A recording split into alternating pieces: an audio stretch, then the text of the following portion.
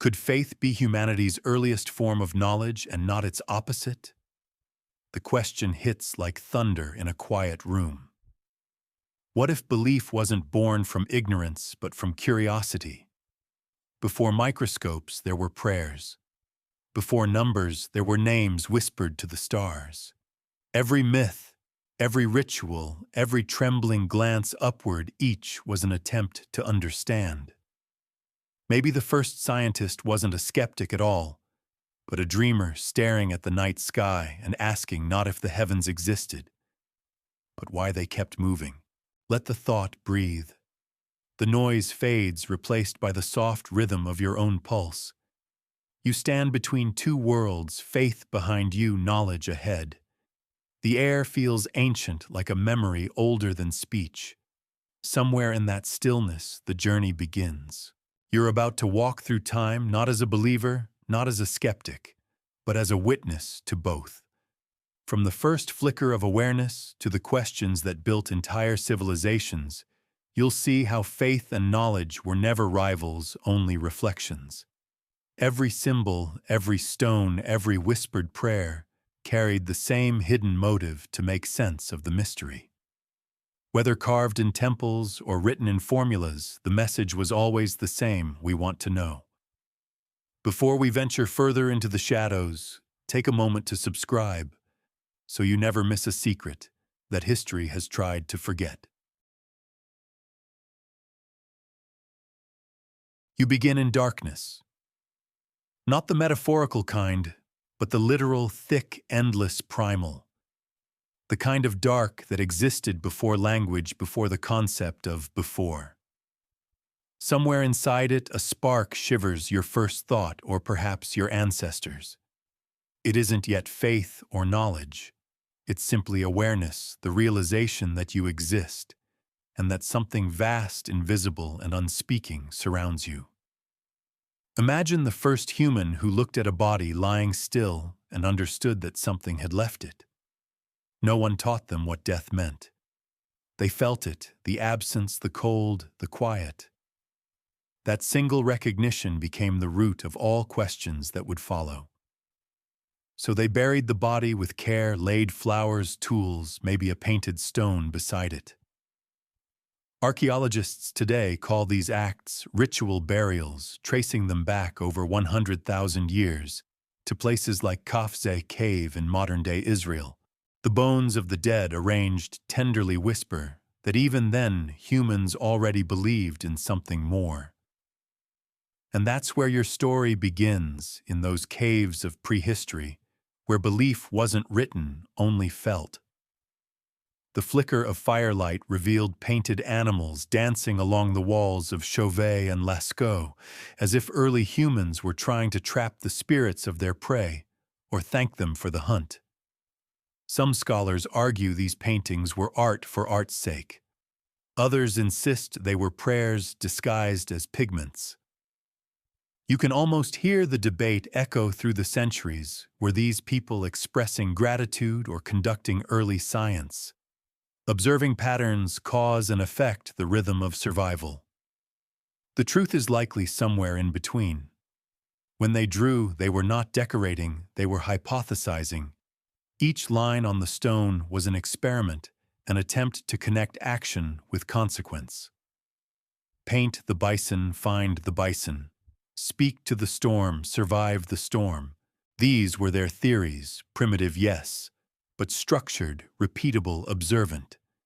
The beginning of knowledge hid quietly inside devotion. You might smile at the thought of someone chanting to the moon as an early form of astronomy, but in a way it was. The rhythms of nature became the first curriculum. They memorized the migration of herds, the phases of the moon, the tilt of stars that returned each season. Their temples were open skies, their clocks shadows and fire. They didn't separate the sacred from the scientific. How could they when everything still shimmered with mystery? There's a kind of envy in that simplicity. You too might feel it, the yearning for a world where wonder and understanding still held hands. In the modern world, we demand explanations.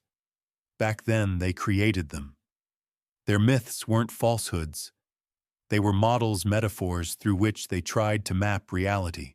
A god of thunder wasn't a mistake.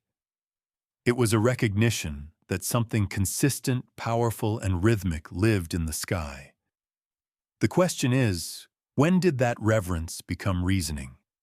Some archaeologists point to Göbekli Tepe, a 12,000-year-old site in modern Turkey, massive stone circles, carved long before cities or agriculture existed. The people who built it had no metal, no wheels, yet somehow transported and erected stones weighing tens of tons. What drove them to such effort, some argue it was worship. Others, an early attempt to align with celestial patterns. But one possibility rarely discussed whispers that maybe religion caused civilization. That belief itself gave humans the cooperation, patience, and shared purpose to build the first monuments. And yet we can't be sure. Maybe those stones marked the stars, or maybe they simply told stories no one remembers. Each discovery leads to a deeper uncertainty. Were the caves sacred sites or observatories? Were burials signs of faith, or just instinctual acts of love? The scholarly debate still hums quietly, unresolved.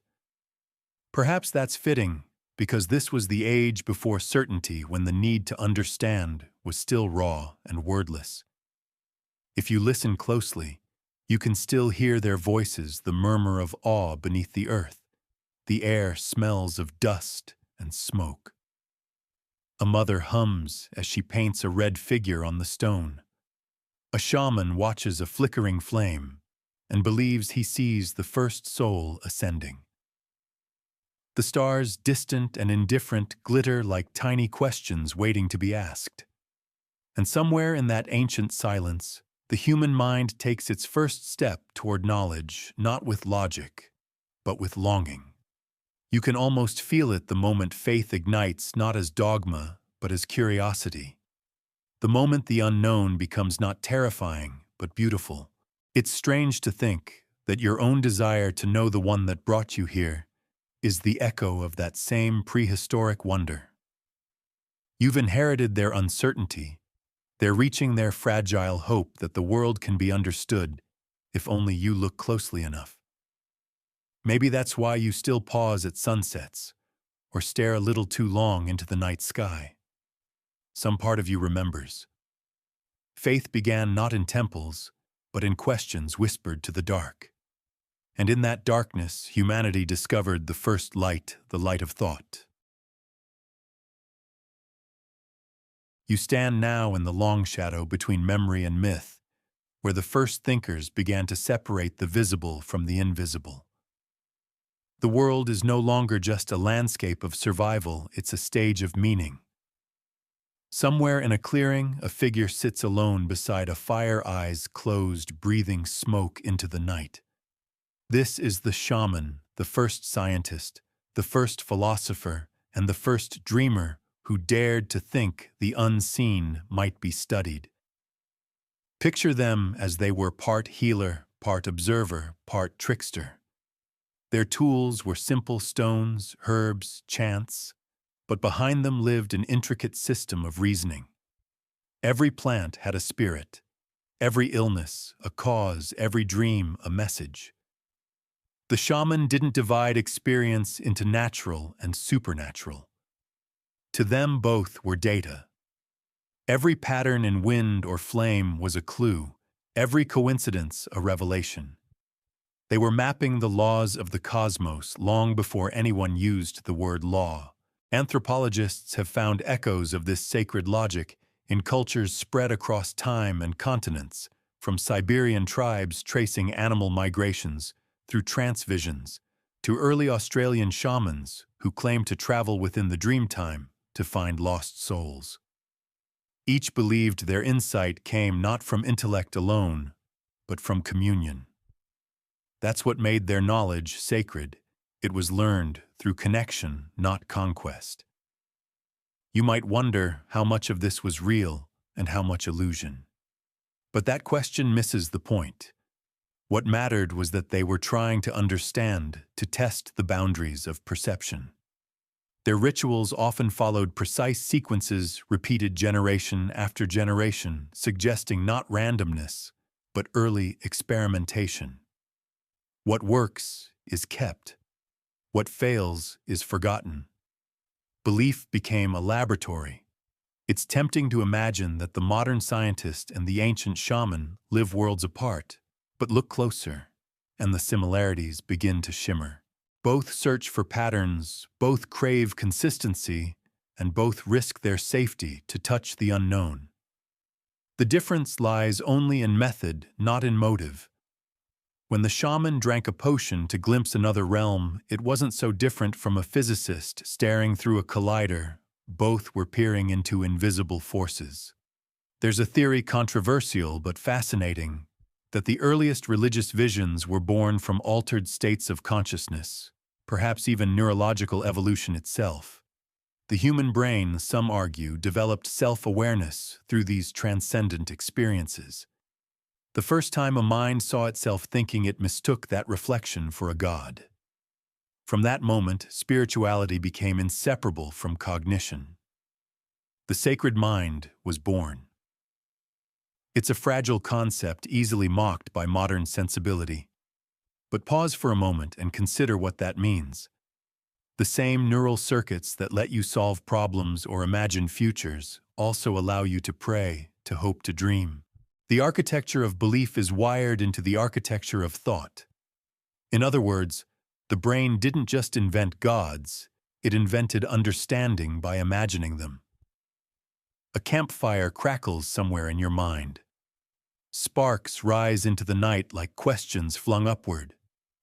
The shaman murmurs, tracing the air with ash-streaked fingers, speaking to ancestors, to animals, to the silence between stars. Each gesture reinforces a system of meaning, a feedback loop between observation and imagination. That, in its earliest form, is the birth of reasoning. But not everyone agreed even then. Some tribes distrusted the shamans, calling them deceivers who manipulated fear for control. Were they healers or con artists? That argument surprisingly still survives in modern anthropology. Were early spiritual figures sincere seekers of truth, or the first politicians cloaked in mysticism? There's no consensus, only competing theories. The evidence bones, tools, fragments of pigment can't tell us what the heart believed. And yet the persistence of this archetype through every culture hints that something real was happening. From the cave painters of France to the medicine men of the Amazon, the pattern repeats. Humans appoint someone to bridge the gap between ignorance and insight. Whether through trance mathematics or metaphor, that bridge is always the same, the belief that hidden order exists and that it can be reached. You may remember from the last section, the first burial, the gesture that said, "We know there's something more." This is its evolution. The sacred mind takes that first whisper of wonder and turns it into dialogue. Death is no longer a mystery to mourn, but a question to investigate. The shaman begins to interpret dreams, track stars, predict the weather. Slowly, belief takes form as method. One fragment of evidence from southern Africa, the so-called Apollo 11 stones, shows abstract animal figures painted nearly 30,000 years ago, too early for formal writing, yet too deliberate to be random. Some scholars interpret them as the earliest sign of symbolic thought, proof that humans had begun connecting outer events to inner meaning. Others caution against overreading intention into ancient art. Maybe they were doodles, maybe they were doctrine. We'll never know. The debate continues quietly in museum archives and late-night academic conferences. Still, something in those faint markings feels familiar. You see it when a modern mind contemplates the cosmos or when you find patterns in clouds. The instinct to translate chaos into meaning, to see purpose in the random, isn't foolishness. It's the very mechanism by which knowledge grows. Without it, we'd still be staring blankly into the dark. And so as firelight flickers on the face of that ancient dreamer, you recognize the reflection. The shaman's trance and your curiosity share a pulse. Both are acts of faith disguised as investigation. To seek understanding, after all, is to believe it's possible. The sacred mind has awoken, and the world will never look the same again. The sacred mind, now awake, begins to populate the world with meaning. Lightning splits the horizon, and you no longer see chaos, you see intention. A storm is not merely weather, it is the hand of something greater. A flood, a harvest, an eclipse, each carries a signature too complex to ignore. You don't yet have equations or instruments, so you give the forces names. Thunder becomes the voice of a god. The sun a blazing chariot. The earth a mother heavy with promise and grief. Myth, at this moment, becomes the first form of science. Every god is a hypothesis, a story crafted to explain patterns that repeat. The Nile floods, crops grow, and so the people of Kemet imagine a divine rhythm, a balance between life and death, guarded by Osiris. The Greeks later weaved the same impulse into the movements of Olympus, giving personality to cause and effect. Across the ocean in ancient China, the mandate of heaven binds politics to cosmic order. In each case, faith is used to describe law, not oppose it. You might smile at their personifications, Zeus, tossing lightning like a bored electrician, but behind the humor lies a kind of proto-logic. They noticed correlation, sought causation, and gave it narrative. That's not ignorance, that's observation in poetic form. The mythic age was humanity's first classroom, where storytelling became experiment. Consider the Babylonian creation epic Enuma Elish. Marduk slays the chaos serpent Tiamat, then forms the world from her divided body. It sounds like pure fantasy, yet beneath the drama hides an early cosmology, the universe emerging from chaos into structured order. Replace the gods with forces, and you've nearly described modern physics. Somewhere, a Babylonian priest might have looked up at the stars, pleased with his calculations, and whispered, "Well, that makes sense." But myths also served another purpose. They unified communities through shared models of reality. A pantheon wasn't just theology, it was a scientific consensus, the peer-reviewed journal of its age. Each festival, each ritual reinforced collective understanding of how the world worked. When you light incense or pour libations, you're not only worshiping, you're participating in a theory of existence. Still, not everyone agreed on the results. One of the most fascinating fragments of early skepticism comes from ancient Mesopotamia, a clay tablet known as the Dialogue of Pessimism. In it, a master and servant argue that every action, feasting, loving, praying, is pointless because life ends in dust. The servant's final line suggests that silence, not faith, might be the truest form of wisdom. It's philosophy disguised as sarcasm, proof that even then humanity was debating the limits of explanation. And here lies the tension that will echo for millennia, the desire to understand colliding with the fear of meaninglessness. When myth no longer satisfies reason begins to stir. Yet reason, when pushed too far, circles back to mystery. You can almost sense that pendulum swinging through history. In Egypt, temples double as observatories. Priests track the heliacal rising of Sirius to predict the flood of the Nile. Their religion is mathematics wrapped in ritual. In Mesoamerica, the Maya build entire cities aligned with the stars, calculating eclipses with eerie precision. For them to measure is to worship. You begin to realize the gods themselves were blueprints for knowledge. Each deity represented a question humanity could not yet solve: gravity, fertility, disease, death, and by naming them, people made the unknowable approachable. But there's an obscure detail most textbooks skip in some of the earliest cuneiform records. Scholars find footnotes. Yes, footnotes where scribes debate the meaning of omens or reinterpret celestial signs. One clay fragment from the city of Ur includes a marginal correction to a prophecy, as if an ancient priest was saying, "Actually, I think that last eclipse meant drought, not divine anger." The moment you correct a god's interpretation, you've taken the first step toward demystifying the divine. That act questioning within belief is where knowledge is born. It's also where controversy brews. Later civilizations would struggle with this tension. Can one revise the words of heaven? The argument never really ends. Scholars today still debate whether mythology evolved from observation or toward it. Did people first create gods and then study nature? Or did they study nature and call their findings gods? The evidence refuses to choose. Some see myth as failed science. Others see science as perfected myth. Perhaps they're both right. After all, both rely on imagination disciplined by pattern. You can trace this impulse across continents, like a constellation. In the Rigveda hymns to Agni, the fire god described transformation, combustion, and renewal language that mirrors chemical change.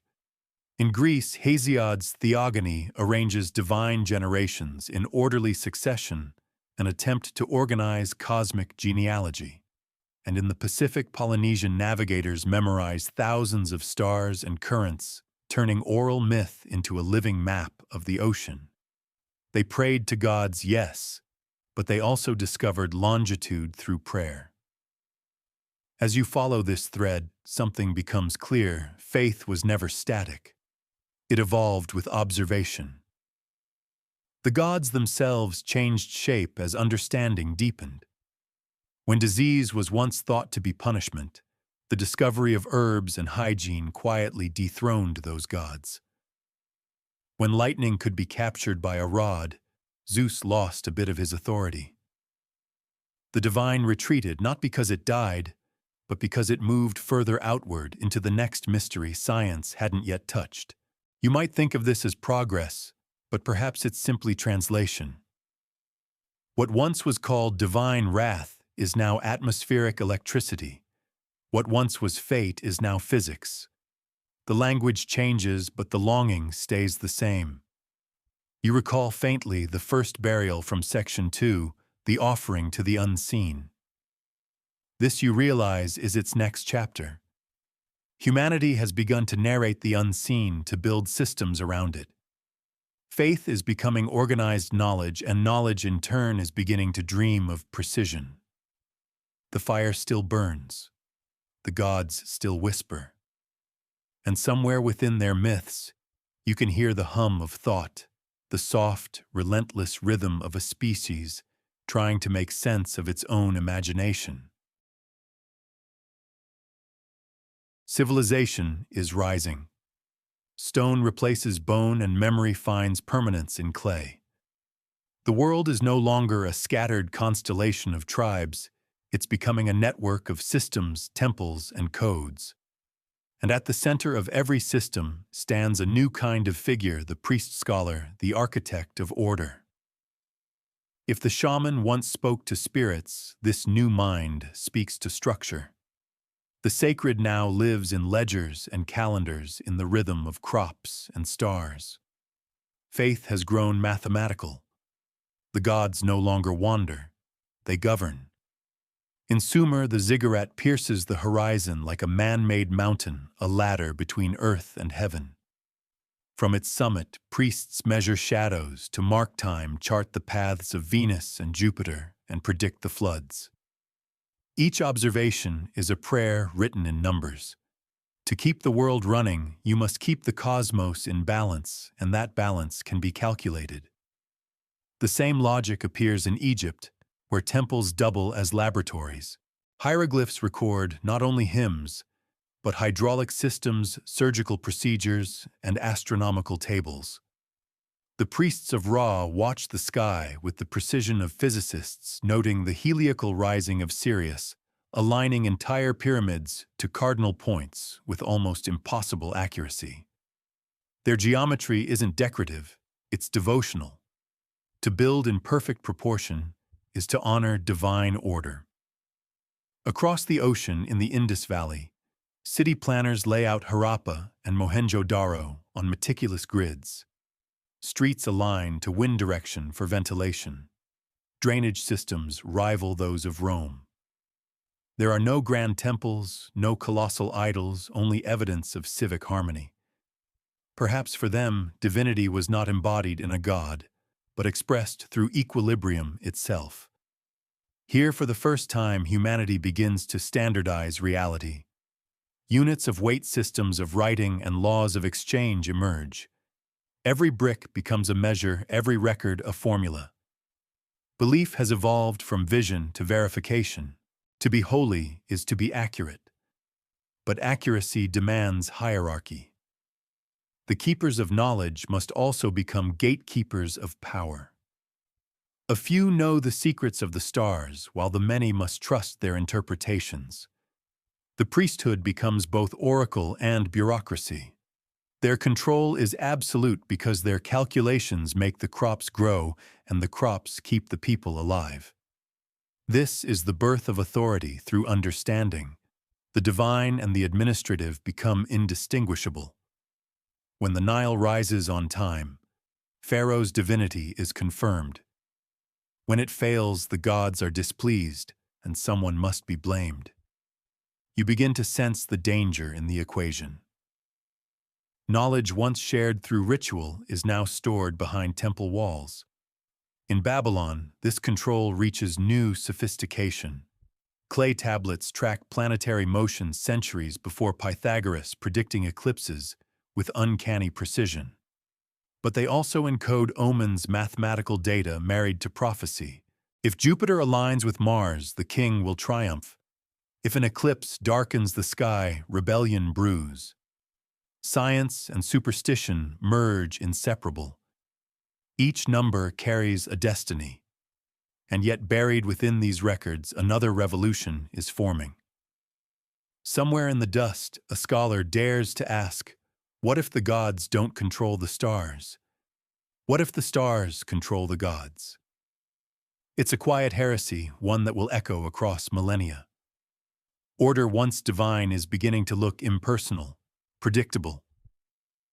The first true laws of nature are being born disguised as theology.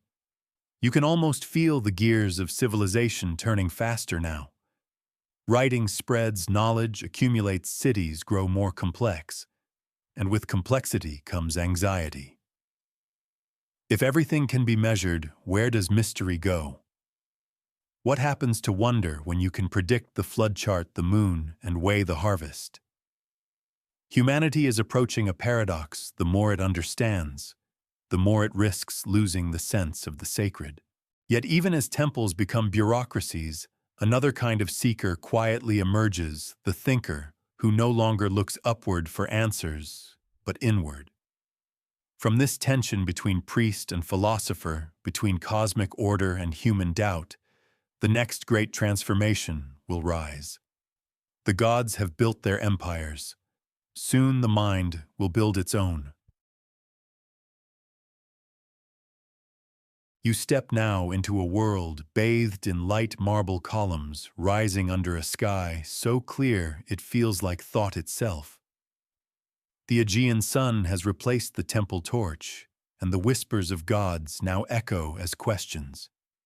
Greece, for all its myths, will become the first civilization to ask whether the divine must explain the world or whether the world can explain itself.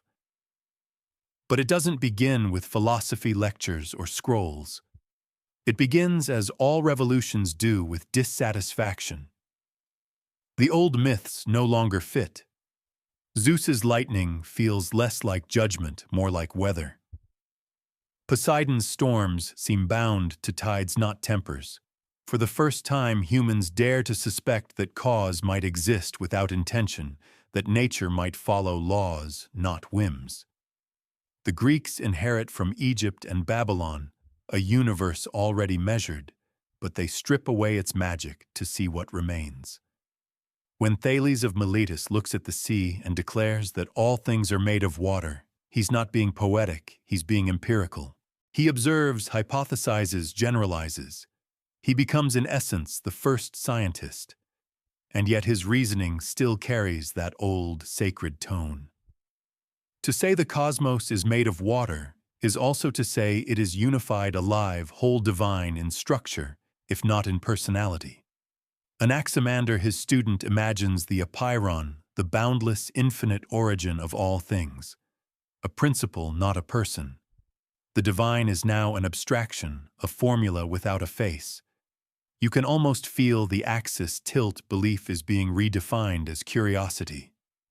But Greece is not just a cradle of logic, it's a battleground of meaning. The poets refuse to vanish quietly. Homer's epics still pulse through the culture, reminding everyone that gods once walked among men, that reason alone cannot satisfy the heart.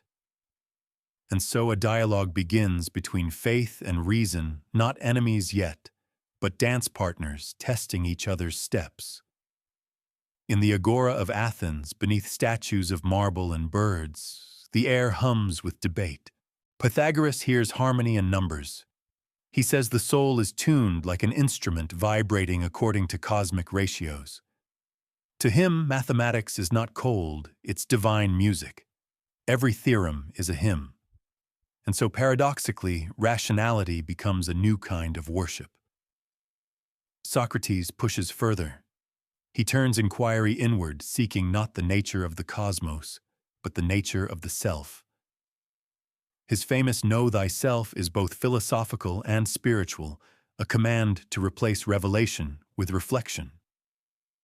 Instead of receiving truth from gods, one must uncover it within. He drinks hemlock rather than renounce that principle, and in doing so transforms skepticism into sanctity. His student Plato continues the metamorphosis. In his dialogues, he paints reality as a shadow of perfect invisible forms, mathematical, eternal, unchanging. The philosopher becomes a priest of reason, mediating between the material and the ideal. The temple of thought replaces the temple of stone. The gods are gone, but their architecture remains. Aristotle grounds it all. Where Plato dreams of forms, Aristotle categorizes the world: plants, animals, causes, elements, each observation a prayer to precision. He builds the skeleton of science without realizing it, describing motion, logic, and biology centuries before modern terminology. Yet even he insists on a prime mover, an unmoved cause, proof that reason cannot quite abandon reverence. Still, not everyone is comfortable with this new theology of logic. The mystery cults flourish in secret, promising revelation through initiation and trance. Oracles continue to speak. The populace lives in both worlds at once, rational by day, mystical by night. For all their sophistication, the Greeks cannot completely sever knowledge from faith. They simply change its vocabulary. And here lies the open question that still divides historians: did philosophy replace religion or merely translate it? Some argue that Greek rationalism was rebellion, a liberation from superstition. Others see continuity, not rupture, that logos reason was simply myth, reborn in another form, purified of its metaphors, but still reaching toward the same truth. Perhaps both are true. Faith evolved, shedding its feathers for formulas, its altars for arguments. The cosmos, once peopled by gods, became populated by principles. Yet every theorem still carries that faint scent of incense, the echo of awe behind the equation. Remember the temples of Babylon and Egypt, where priests measured stars to honor divine order.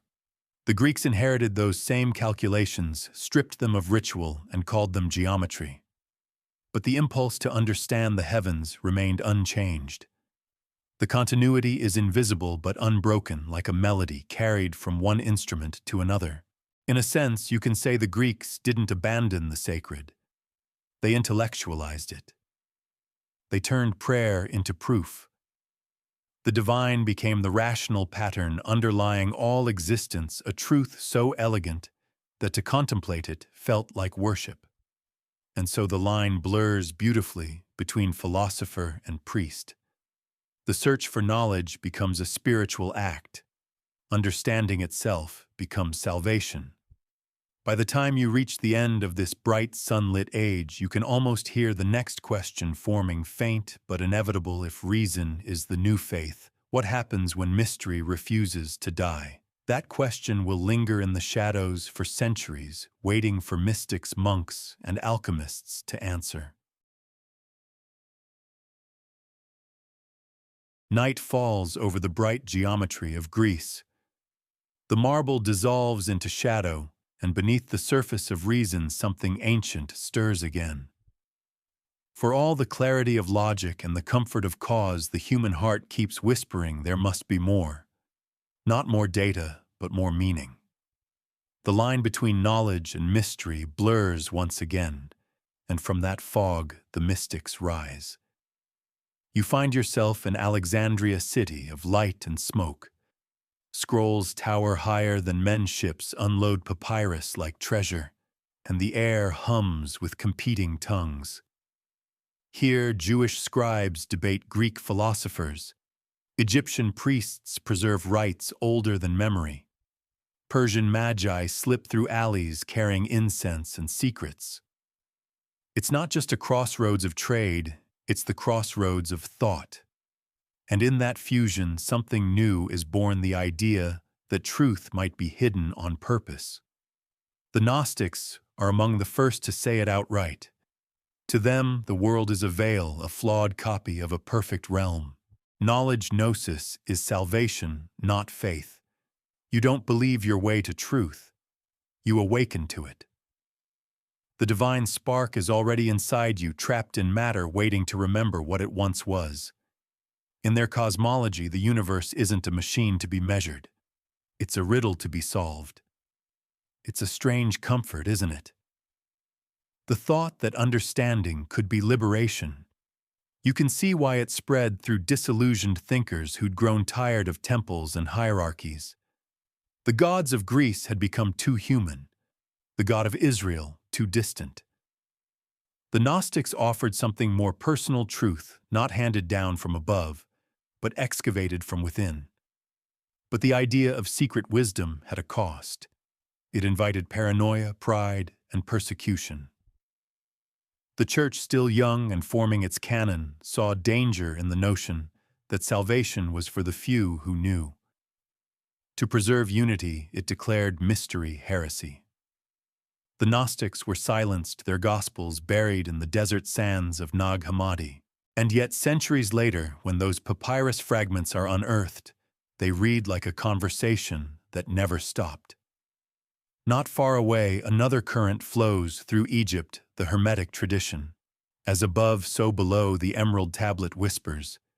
It's a sentence so simple it almost sounds like poetry, but it hides a universe. Everything reflects everything else. The micro mirrors the macro. To know yourself is to know the cosmos.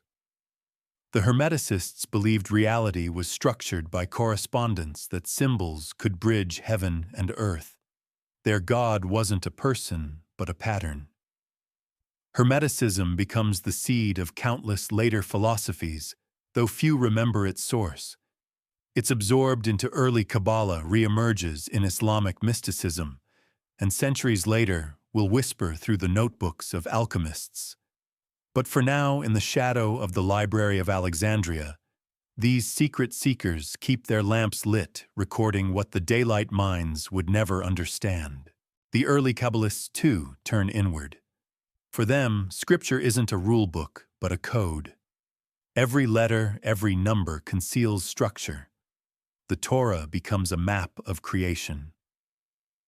They see divinity not as separate from matter, but immanent within it, radiating through hidden channels of energy, the Sephirot. To read it properly is to trace the pulse of God through the fabric of the universe. You can almost imagine a mystic by candlelight tracing letters across parchment, believing that the very act of reading could heal reality. There's beauty in this hiddenness. Knowledge becomes sacred again, not the kind that can be published or taught, but the kind that must be earned through transformation. The mystic doesn't just learn truth, they become it. And in a subtle way, it's a return to the ancient rituals of prehistory, the trance of the shaman, the vision in the cave. The idea that the path to knowledge runs inward through silence and symbol. And yet scholars still debate what these traditions truly meant. Were the Gnostics dualists, or simply poetic? Was Hermeticism a philosophy, a religion, or something in between? Did the Kabbalists mean their cosmology literally, or was it metaphor for consciousness itself? The ambiguity is part of their endurance. Secrets survive precisely because they can't be pinned down. A curious continuity appears when you look closer. The Greeks turned myth into philosophy. The mystics in turn turned philosophy back into myth. Each took what the other had forgotten. The rationalists sought clarity. The mystics sought wholeness. Both in their way were trying to heal the same fracture, the split between the visible and the invisible. You may remember how the philosophers of Athens searched for the unmoved mover, the abstract source of motion. The mystics would say you don't find it by measuring stars, you find it by quieting the self. Where reason observes, revelation participates. The goal is no longer explanation, but union. It's easy from a modern distance to see them as dreamers lost in fog. But perhaps they understood something logic alone could not. That to approach the infinite one must sometimes speak in symbols. That knowledge without mystery becomes sterile, while mystery without knowledge becomes superstition. The mystics tried trembling to hold both, and so this chapter of the human Odyssey glows softly in the dark, a hidden corridor beneath the grand halls of philosophy. The thinkers of light were building systems. These seekers built labyrinths. And in each turning passage they left signs, fragments of forgotten languages, diagrams of creation-coded prayers that would echo through time. One of those whispers will later find a home in the laboratories of Europe in glass flasks and furnaces. There, alchemists will try to turn lead into gold, not realizing that the mystics had already told them the real metal to be transmuted was the soul itself. The torch of hidden knowledge passes quietly forward.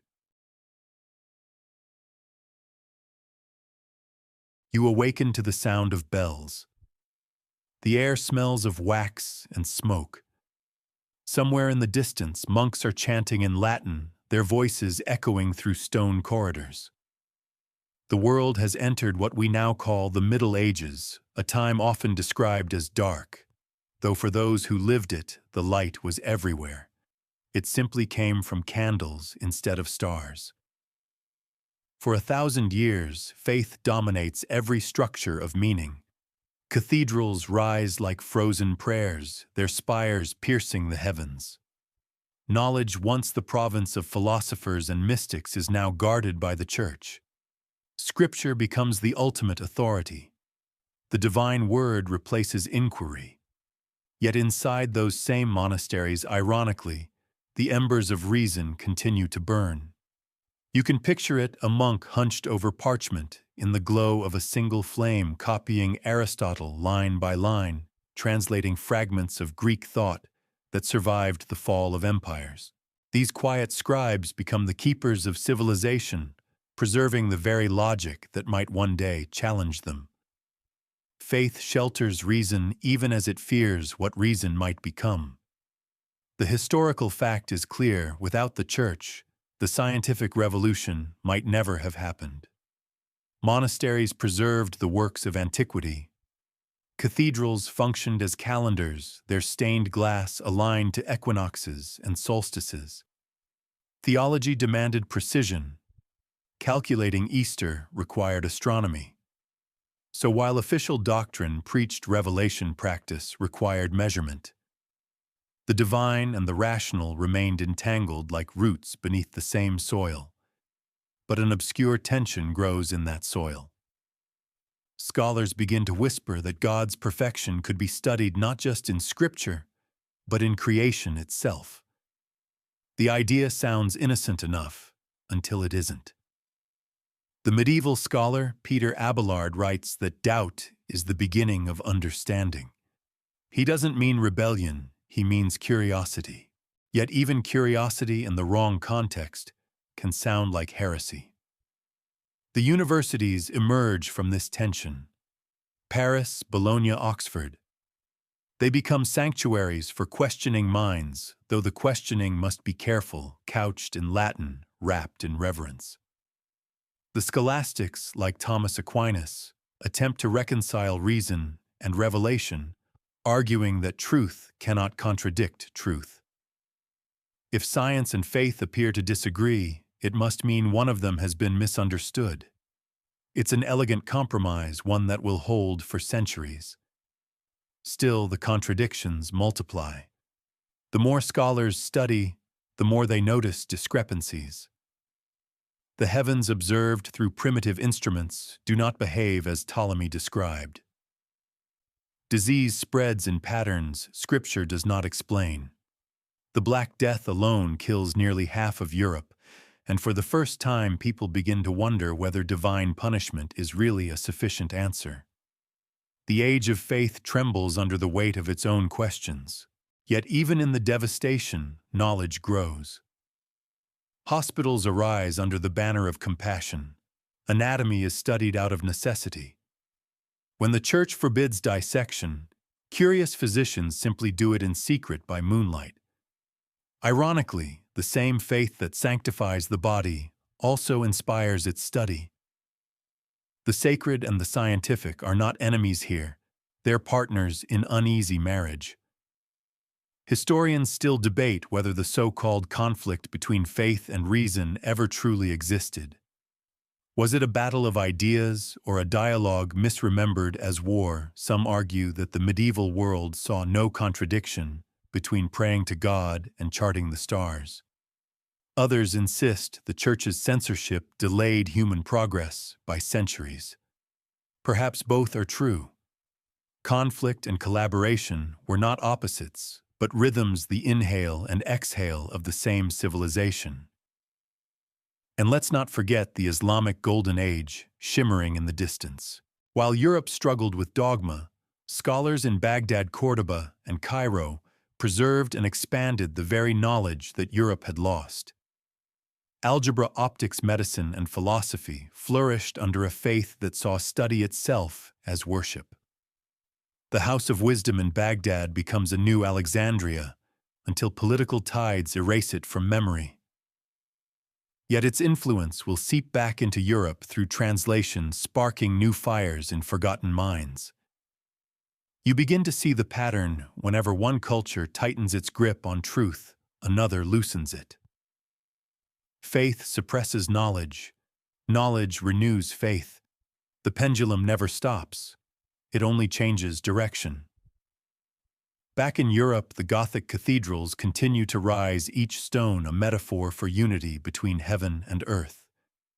The masons who build them use geometry learned from the ancients, their compasses tracing sacred ratios. The music that fills them, Gregorian chant, follows mathematical patterns so precise they might as well be equations. Every art, every calculation is an act of devotion. And yet beneath the organ's echo, a quiet restlessness stirs. The world is becoming too big for the stories that once contained it. Maps expand, ships sail beyond the horizon, and human ambition stretches beyond the bounds of doctrine. Faith had built the framework of knowledge. Now knowledge begins to test the strength of its walls. You might remember how the Greeks once turned their gods into principles, and how the mystics later turned those principles back into symbols. The Middle Ages are a continuation of that same dance, each side taking the lead, then yielding. The difference now is scale. The questions are no longer whispered by individuals in temples or caves. They are shouted in universities, debated in courts, painted on chapel ceilings. Still, in all this light and shadow, one question remains unresolved. Can revelation and reason coexist indefinitely, or must one devour the other to survive? For centuries, theologians believe harmony is possible. Then, in the 16th century, a quiet man with a telescope will look at the sky and see something that makes harmony impossible. But for now, the bells still ring, the prayers still rise, and in the dim glow of the monastery, ink still flows, preserving the world that will soon outgrow it. The candle gutters low, and the air grows thick with smoke and the scent of metal.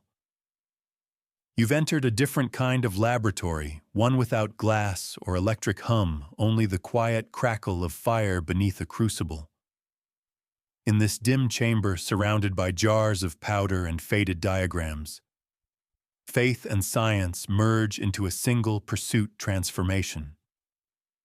The alchemists believed they weren't just changing matter, they were changing themselves. Alchemy, at first glance, seems like folly. Turning lead into gold, brewing elixirs for immortality. It reads like the fever dream of men with too much time and too little chemistry. And yet, beneath the strange symbols and impossible ambitions lies one of humanity's most profound bridges between the spiritual and the empirical. Alchemy was never only about metal, it was about meaning. You can imagine an alchemist alone in his study at midnight stirring molten ore while whispering prayers under his breath. To him, every element carries divine correspondence. Every reaction mirrors a moral lesson. The metal's purification through fire reflects the soul's own cleansing. Matter and spirit are bound together, each capable of perfection through transformation. The historical fact is inescapable: alchemy laid the groundwork for modern science. Its practitioners developed early methods of distillation, crystallization, and experimentation. The laboratory itself, test tubes, furnaces, controlled observation, was an alchemical invention. Figures like Jabir ibn Hayyan in the Islamic world, and later Paracelsus in Europe, documented processes that chemists would formalize centuries later. But the alchemists didn't seek explanation. They sought revelation. It's here the paradox begins. Faith had once claimed to possess absolute truth. Science sought verifiable proof. The alchemists lived in the space between believing that truth could be experienced. They wrote in riddles not because they were deceptive, but because language itself felt inadequate. Their coded manuscripts spoke of dragons, marriages of kings and queens, deaths and rebirths, all allegories for processes both physical and spiritual. The furnace became a temple, the experiment a ritual. You might smile at the irony: they were chasing literal gold, yet accidentally discovered something far more valuable: method. Repetition, observation, hypothesis, all wrapped in mysticism, but undeniably scientific. Every failed transmutation taught them something new about the material world. And in a strange twist, their spiritual obsession created the conditions for rational discovery. Still, their world was full of danger. To experiment with matter was to trespass on divine territory. Many worked in secrecy, disguising formulas as poetry, equations as metaphors.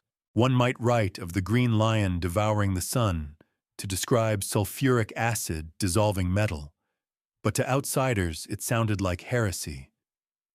Perhaps that's why alchemy thrived best in the margins, hidden in monasteries, merchant workshops, and noble courts that preferred miracles over theories. And yet some of those nobles, especially during the Renaissance, became patrons of these secret philosophers. Emperor Rudolf II filled his Prague castle with alchemists, astrologers, and dreamers, hoping one of them might uncover the philosopher's stone. The court became a theater of intellect and madness, faith and fraud dancing together. A few seekers genuinely believed they could perfect both matter and the human soul. Others simply enjoyed the spectacle. Historians still debate what the alchemists truly believed. Were they proto-scientists in disguise or mystics wearing the mask of reason? Did they actually think gold was the goal? Or was it a metaphor for enlightenment, even Isaac Newton? Yes, the father of modern physics spent more of his life on alchemy than on gravity. His notebooks filled with diagrams of furnaces and coded recipes suggest he saw no contradiction between studying the divine and dissecting nature. The same man who defined motion also chased transmutation. The obscurity of their writings makes interpretation difficult. Some passages read like chemical recipes. Others resemble prayers. The famous Tabula Smaragdina declares, "That which is below is like that which is above, and that which is above is like that which is below." The echo of Hermeticism returns, bridging heaven and earth once more. You might recall that phrase from Alexandria, the one that whispered unity in all things. The alchemists never forgot it. Their paradox becomes the heart of this era, the belief that faith and reason's symbol and substance could coexist. To purify gold was to purify thought. To separate the elements was to refine the soul. The crucible wasn't just an instrument, it was a mirror. You can almost hear their laughter when mercury dances across a copper plate, or when vapors shimmer like ghosts in a flask. One might joke that half their failures were due to divine timing. Perhaps God simply wasn't ready for perfect humans yet. The other might nod seriously and note the philosophical truth of that remark. Humor, too, was an alchemical solvent. And yet, for all their secret triumphs, the alchemist's world begins to fracture. Rationalism grows louder. Mysticism retreats into whispers. What was once hidden wisdom becomes superstition. What was once sacred fire becomes simple chemistry. By the 17th century, the laboratories are stripped of their altars, and the new scientists speak a colder language formula, experiment proof. But something of the old spirit remains. When you hold a test tube or adjust a microscope, you're touching the descendant of the alchemist's flask. Every scientist, knowingly or not, inherits their hunger for transformation, the dream that understanding can redeem both matter and mind. Still, one question remains unresolved: was alchemy a primitive science or a sophisticated faith? Did its failure to make gold mark the triumph of reason or its loss of soul? Scholars disagree. Some claim it represents the final flicker of medieval mysticism. Others see it as the embryonic stage of modern science. Perhaps, as always, the truth lies in the fusion.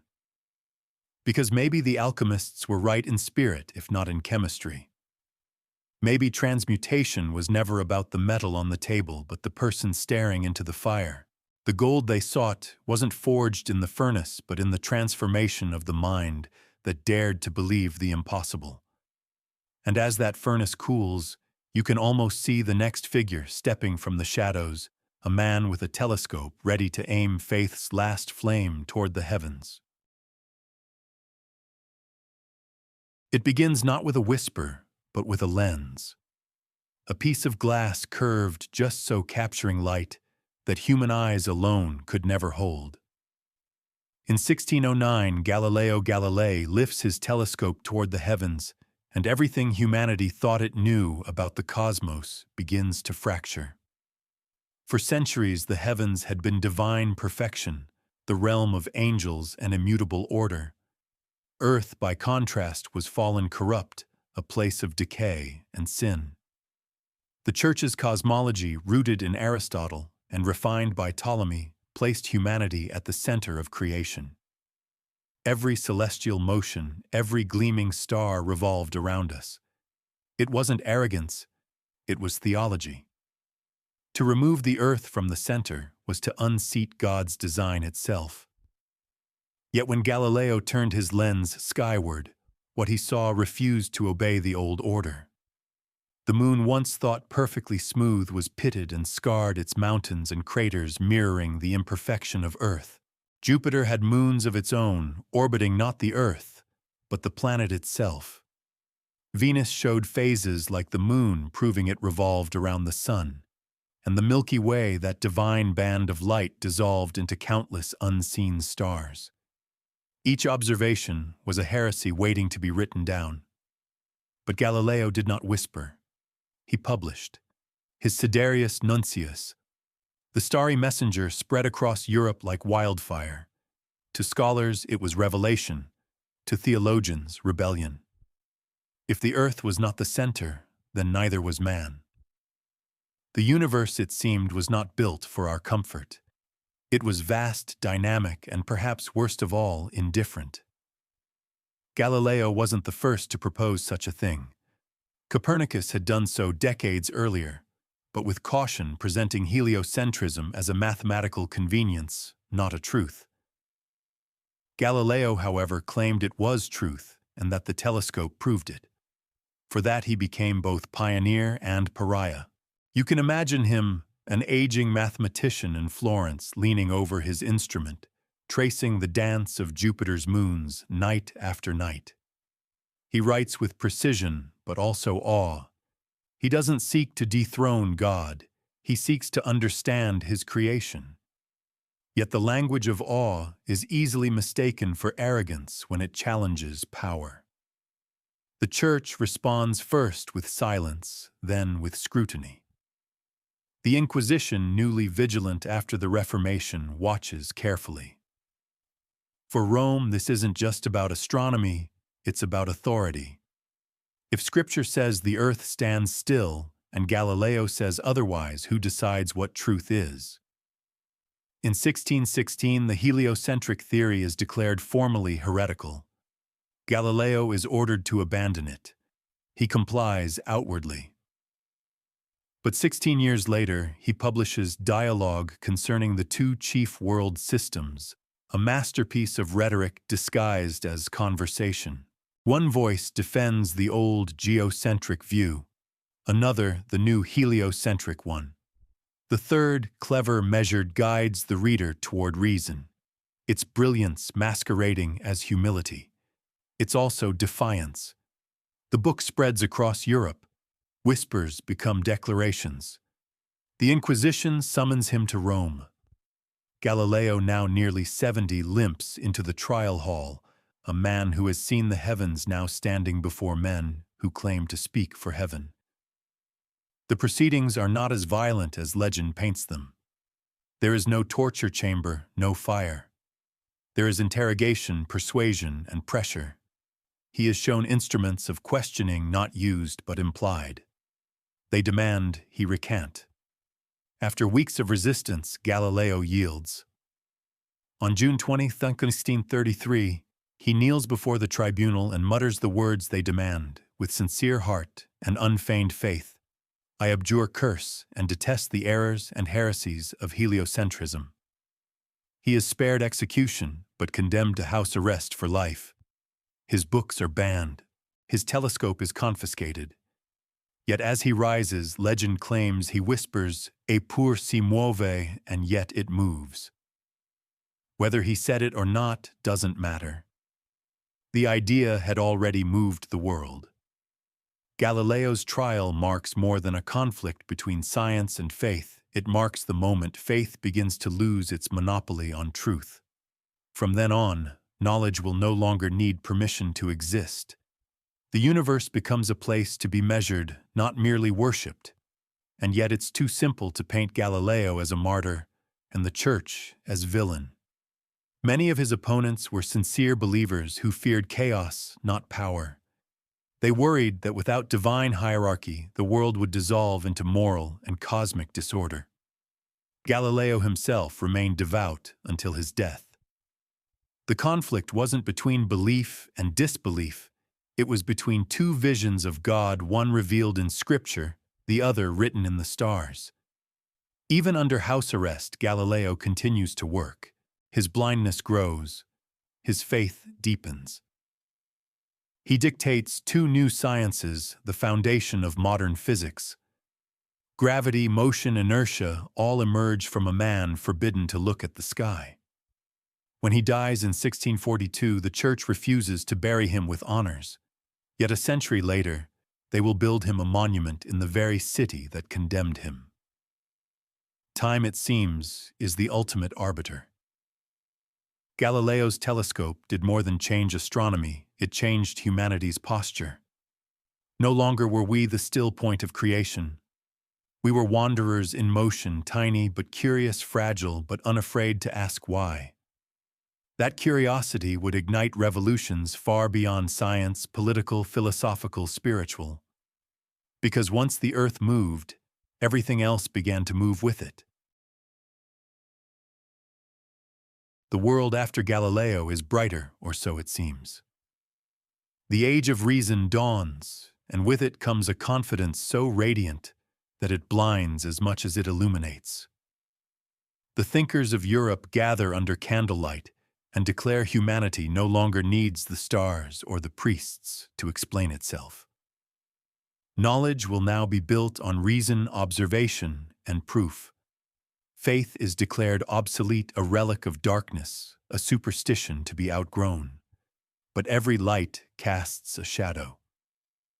The Enlightenment begins as a rebellion against the tyranny of ignorance, yet in its triumph, it births a new dogma, the worship of reason itself. The philosophers who dethrone God build new temples of logic, progress, and human perfectibility. They believe that if the world can be measured, it can be mastered. If the mind can grasp the laws of nature, it can control destiny. And beneath that ambition lies the same spiritual hunger that drove the mystics, only now disguised in mathematics and manifestos. You can feel the momentum shift. The printing press hums like a heartbeat. Newton writes of gravitation as if he's reading the language of the divine, though he avoids the word. Descartes dreams of certainty in a world of doubt, reducing existence to a single phrase, I think, therefore I am. It's a statement of reason, but also of solitude. No revelation, no voice from the heavens. Just a man alone with his thoughts, declaring himself the new center of creation. Voltaire laughs at priests but builds his own altar to wit. Diderot compiles the Encyclopédie, convinced that knowledge itself will save humanity. It's a new kind of gospel printed in volumes, not parchments. Every entry promises clarity, system control. To know is to conquer. And yet the further they push faith away, the more its shape lingers. The Enlightenment replaces miracles with mechanisms, but the sense of wonder never vanishes, it merely changes costumes. The search for God becomes the search for truth. Salvation becomes progress. Prophets become scientists. The language shifts, but the yearning is the same. Still, the faith in reason comes with casualties. The cosmos, once alive with spirit, becomes an intricate clock, beautiful, yes, but cold. The soul, once seen as divine breath, becomes an equation of nerves and impulses. Even morality is stripped of transcendence, rewritten as a contract of utility. The universe loses its heartbeat. And as the philosophers boast of liberation, they often forget what they've liberated themselves into. In rejecting divine order, they inherit its loneliness. Pascal, torn between science and faith, writes that humanity is a thinking reed, fragile, suspended between infinity and nothing. He senses that reason can measure everything except meaning. This is the paradox of the Enlightenment. It frees the mind, but imprisons the spirit. It opens the world, but hollows the heart. It declares that all answers are knowable, yet leaves no room for the unanswerable. The sacred becomes sentimental poetry, becomes heresy, and wonder must disguise itself as curiosity to survive. Still, the century thrives on its optimism. Empires expand under the banner of civilization. exploration becomes Enlightenment's missionary work.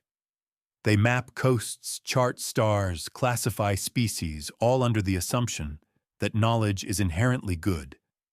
But in the process, they begin to measure people too. Skulls, skin culture, everything becomes data.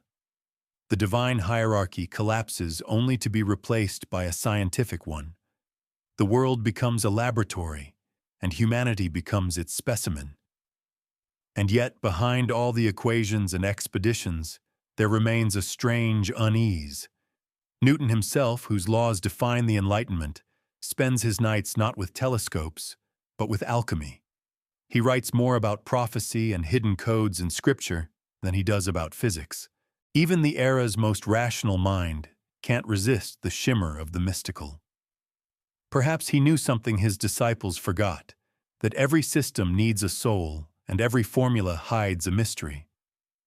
You might recall the Greeks from our earlier path, how they too tried to separate reason from myth, only to find both inextricably entwined. The Enlightenment is their echo, louder and prouder, but not wiser. Its philosophers speak in syllogisms instead of symbols, yet they chase the same horizon, a universe that explains itself. The open question debated then and now is whether this was true progress or just a different kind of faith.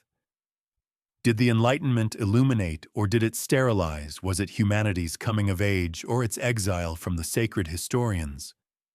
Argue still, some calling it the triumph of light, others the beginning of shadow.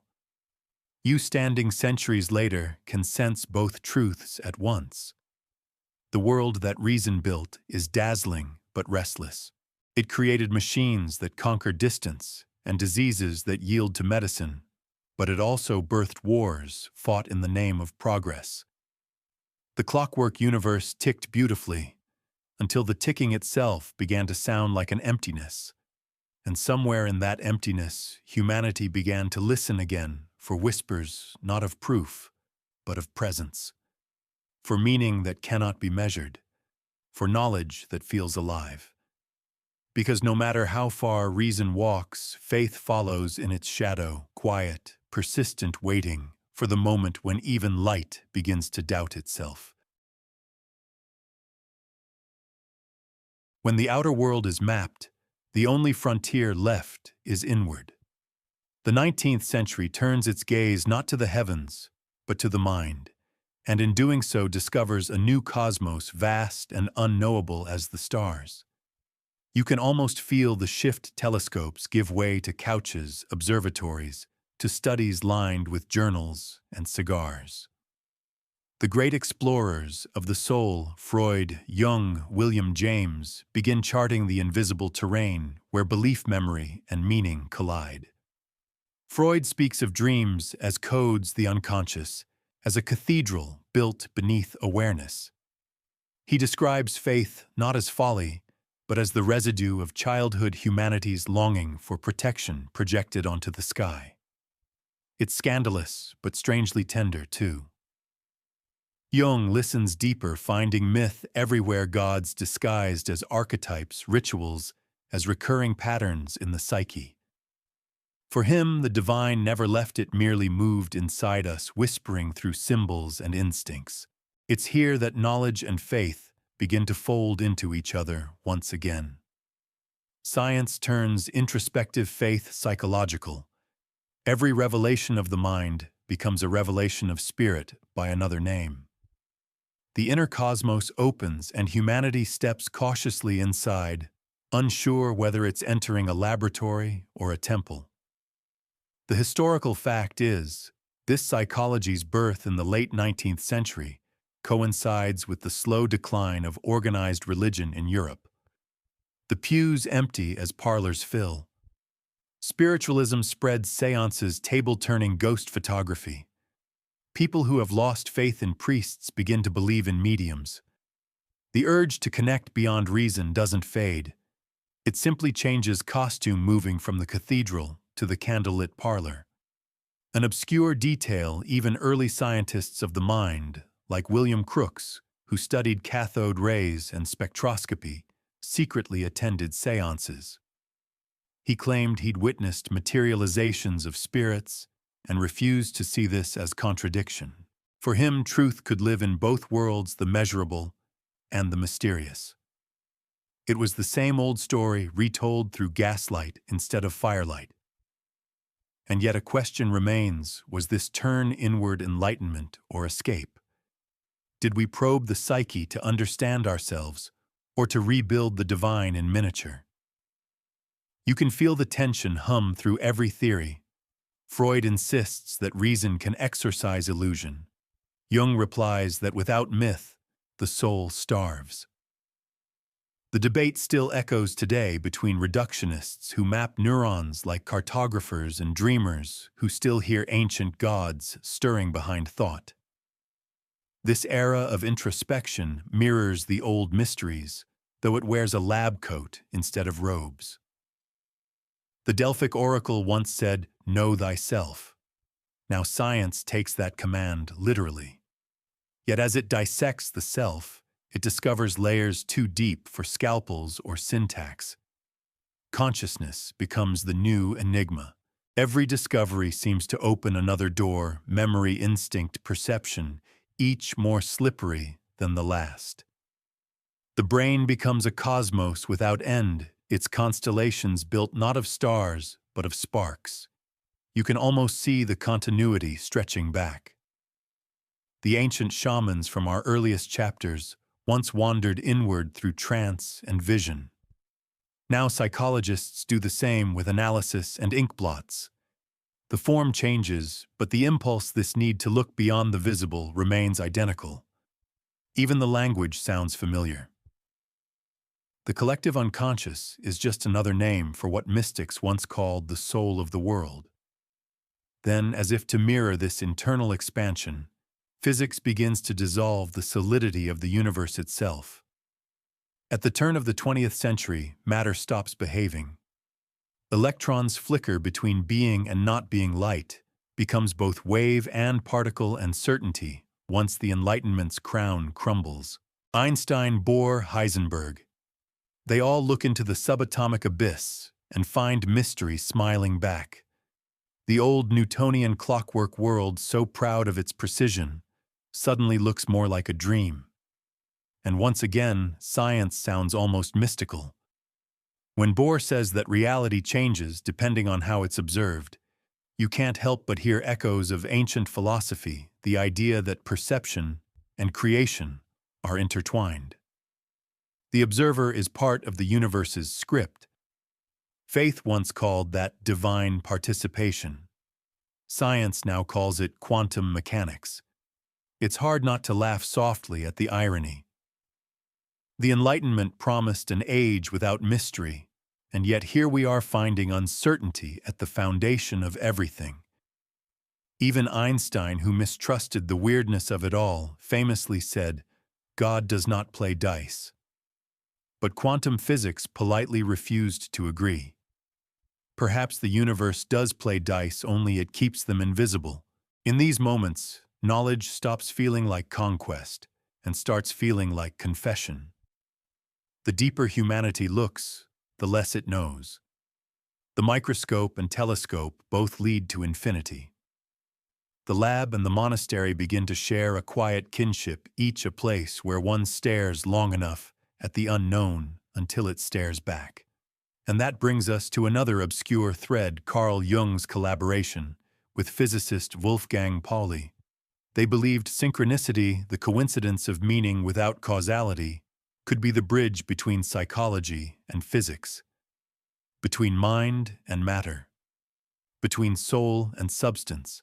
Their conversations became modern alchemy, where equations met archetypes, and both seemed to describe the same invisible order.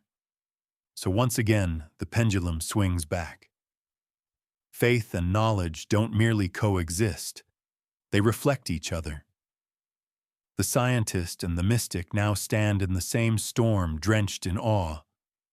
The difference lies only in vocabulary. One says energy, the other says spirit. Both mean motion without end. But there's still the question that lingers unresolved and quietly haunting when we look inward and see the cosmos mirrored in consciousness. Are we discovering truth or inventing it? Is the human mind a vessel of the divine or just the universe dreaming of itself? You might smile at how familiar that uncertainty feels. It's the same doubt that flickered in a cave painter's eyes, in a philosopher's syllogism, in a monk's midnight prayer. We've changed the tools, not the longing. And as the 20th century deepens, humanity begins to realize that knowing itself may be the most perilous form of knowledge of all. The stars are distant, yes, but the mind can be infinite and infinitely dangerous. Still, there's comfort in that darkness. The same kind of comfort that once came from staring at the stars. You can almost hear the echo as above, so below. The outer cosmos and the inner one, two mirrors endlessly reflecting each other, and somewhere between them you stand. Now you've reached the present, or at least the edge of it. The laboratories hum louder than cathedrals now, and servers glow brighter than stained glass. Humanity kneels not before gods of marble but before algorithms of silicon. The prayers are still whispered, though they sound different. Run the model. Show me truth. Tell me who I am. At first glance, it feels like faith has vanished. No altars, no incense, no rituals, only code. But look closer. Every click, every search, every blind trust in the unseen logic of a machine is an act of belief. We feed it our secrets, our faces, our fears, asking it to interpret reality for us. We no longer confess to priests, we confess to data. And it listens patiently, silently, promising objectivity, but demanding devotion. Here lies the strange symmetry of our age. After centuries of chasing certainty, we have built something that mirrors belief perfectly. Artificial intelligence is humanity's newest oracle, omniscient, invisible, unblinking.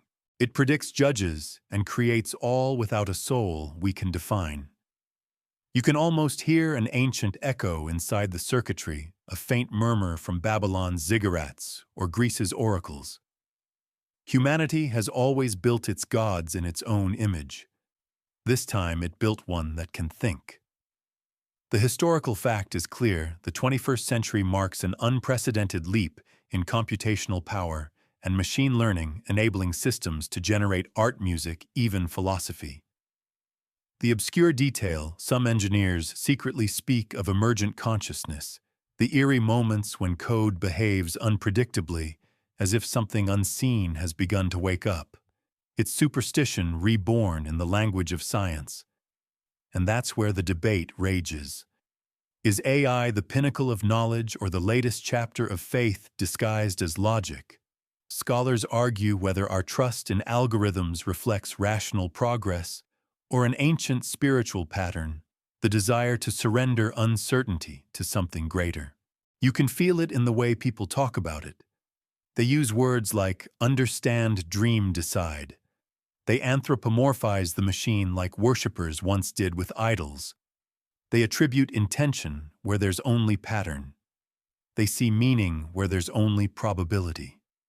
The irony is almost poetic. Our rational age invents the most mystical object of all, and yet the boundary between knowledge and belief blurs again.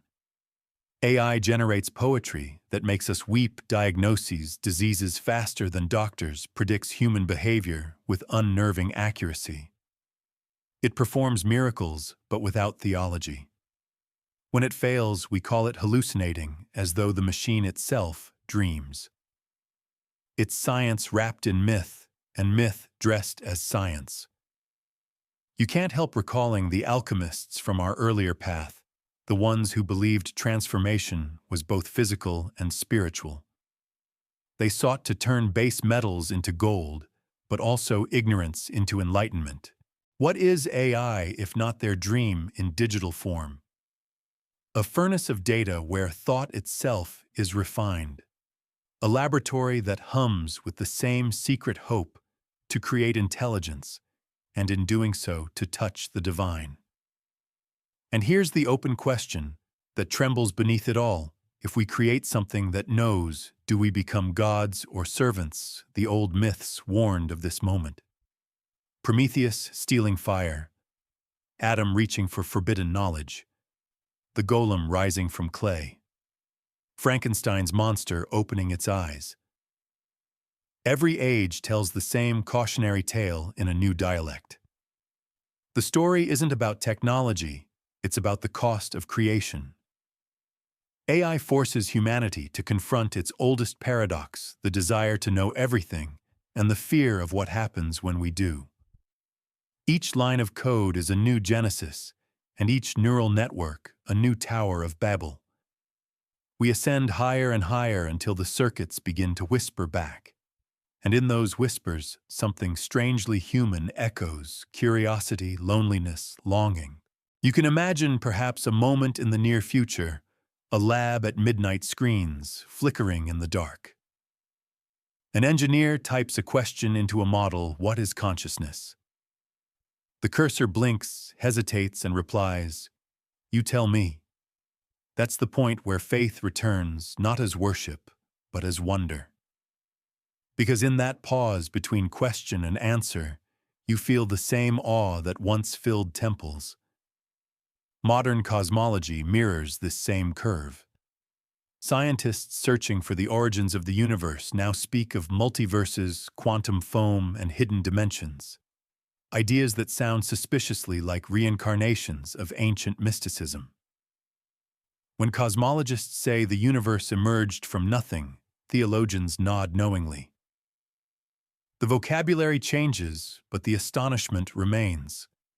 Every new discovery stretches reality until it begins to resemble myth again. And through it all, the human story hums beneath the code. We still seek meaning. We still dream of transcendence. We still stare into the unknown and call it truth. The tools evolve, but the impulse is eternal. Faith built temples, knowledge builds machines. Both are reflections of the same unquenchable hunger to understand our place in the infinite. Maybe that's the secret the ancients already knew, that the difference between faith and knowledge is only perspective, two sides of the same mirror, endlessly reflecting each other. Whether we gaze into the cosmos or into a circuit, we're still looking for connection, still reaching toward something larger than ourselves. And as you sit here in an age where the divine has gone digital, you can sense that this Odyssey isn't ending, it's looping. The torch that once burned in the cave now glows behind a screen. The sacred word has become the algorithm. The oracle speaks in code. And yet the silence that follows is the same one our ancestors felt when they asked their gods for answers and heard only the quiet hum of creation thinking. There comes a point when abundance becomes emptiness. Information floods every screen, every thought, every waking hour. Knowledge once sacred, once fought for now, multiplies faster than we can comprehend. But the more we know, the less it means. Truth no longer feels rare. It's algorithmic, optimized, recycled. The gods may have vanished, but so too has purpose. You scroll endlessly through a world that knows everything and believes nothing. The myths have been digitized, the prophets replaced by influencers, and the sacred reduced to content. Every revelation lasts 10 seconds before it's swallowed by the next. The universe once whispered secrets to those who listened. Now it shouts, and no one hears. In this noise, philosophy begins to rot. Nihilism, once a quiet rebellion, becomes the background radiation of modern thought. Nothing matters isn't despair anymore, it's habit, a comfort, a numbness. And yet beneath that numbness, something ancient still stirs, because even in meaning's absence, the human mind cannot stop searching for it. History offers proof. Every collapse of belief from Rome's pagan gods to Europe's Enlightenment was followed by a feverish need to rebuild it. When meaning dies, myth resurrects. When logic fails, stories return. Always. It's a law older than physics. In today's age, we disguise our myth-making behind science, psychology, and art. We invent new languages for old desires. The algorithm chose me. The universe is manifesting. I'm living my simulation. The phrases are modern, but the pulse is ancient. Beneath the irony, we are still praying just in code pixels and hashtags. And that's the quiet tragedy of progress. We conquered mystery so completely that we began to miss it. We tamed chaos, and now we crave its wildness. We mapped the stars, and now they feel smaller. We named every god, and now we invent them in data centers. The circle closes not with enlightenment, but exhaustion. Imagine standing before 1,000 glowing screens in a dark room, each one showing fragments of knowledge, history, biology, faith, art. Together they form nothing. You realize that the sum of all understanding cannot replace the weight of meaning. The ancients feared ignorance. We fear insignificance. And that may be the most human fear of all. Still, even here, amid the ruins of certainty, something remarkable happens. People begin to create not because they know, but because they need to. Art becomes a form of prayer again. Music becomes ritual. Film becomes gospel. In the collapse of grand narratives, personal ones rise. The soul adapts. It always has. The death of meaning isn't the end. It's a reset, a cosmic silence before the next voice speaks. Humanity's search begins anew, just as it always has, from the ruins, from the quiet, from the question that refuses to die. And in that moment of stillness, between the loss of faith and the rebirth of wonder, you understand something profound. Meaning isn't found. It's made. It's the act of giving shape to chaos, even when the shape won't last. It's the decision to build again in the ashes of what once felt eternal. The ancients looked to the heavens for purpose. We look to the screen. But the motion is the same: eyes raised, heart, uncertain, mind reaching. The medium changes. The yearning does not. Close your eyes. The noise fades. The screens dim. What remains isn't knowledge or faith or even thought, it's the quiet pulse beneath them all. The same pulse that hummed in the caves of Lascaux, in the chants of Delphi, and the ink-stained fingers of Galileo. It never stopped. It only changed its rhythm. You see it now, the thread that never broke. Faith was never ignorance.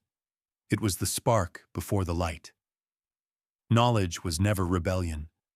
It was the flame that faith protected until we were ready to hold it ourselves. The two were never enemies. They were mirrors. One reflected wonder, the other understanding, and together they built the mind of humanity. You've walked through ages that tried to divide them. You've seen temples turn into laboratories, scriptures into data. Yet every discovery whispered the same thing back: that the universe was not cold after all, just quiet. That every equation carried a prayer, and every prayer carried a question.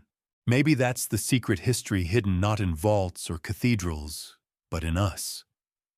Every time we ask why, every time we dare to believe, we repeat the oldest ritual, transforming uncertainty into meaning.